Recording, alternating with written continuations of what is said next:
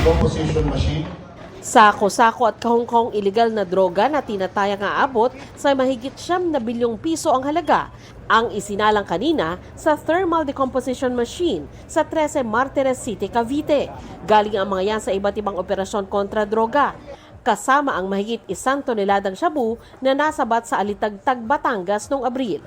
Kabilang din sa mga winasak ang mahigit 720,000 grams ng marijuana at 359,000 grams ng ephedrine. Ayon kay PIDEA spokesperson at Chief PIO Derek Carrion, dahil sa naipresenta na sa korte, hindi na gagamiting ebidensya ang bilyong-bilyong pisong halaga ng droga. Tinupok ito sa temperaturang 1,000 degrees centigrade para matiyak na malulusaw at di na mare-recycle pa. Mahigit 2,000 gramo ng high-grade marijuana o kush at 165 na cartridge ng vape na may halong marijuana oil nang nasabat ng Bureau of Customs sa Port of Clark. Dumating sa bansa ang shipment mula sa California sa Amerika noong May 25. Nagkakahalaga ng halos 4 million pesos ang shipment na idineklara bilang accessory. Nang dumaan ito sa X-ray, napansin daw ng BOC X-ray Inspection Project personnel na may kakaiba sa X-ray image. Ayon sa Philippine Drug Enforcement Agency o PIDEA Region 3, nakumpirma lalong ilegal na droga ang laman ng kargamento nang umupo ang K9 unit matapos itong amuyin.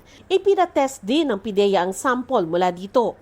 Sinagpit po namin ito sa laboratory service namin at yung tinest nila, dito natin nalaman na confirm na itong suspected kush ay talagang kush at yung mga vape extract ay naglalaman ng illegal na droga. Okay, ito po ay marijuana oil, may minsan po nilalagay nila sa vape extract, meron na rin pong content ng THC, yung vape. Iniimbestigahan na ng mga otoridad ang pinagmula ng shipment sa Amerika at ang patutungguhan nito sa Cebu. Pagpapait po kasi dito ng Section 4, Importation of Dangerous Drugs. So based po sa country of origin, legal po siya. Kasi readily available po sa online market din po itong mga ganitong product. Ano lang yan? Available po talaga dito is yung kung sino yung tatanggap o kaya kung sino po yung nag-import.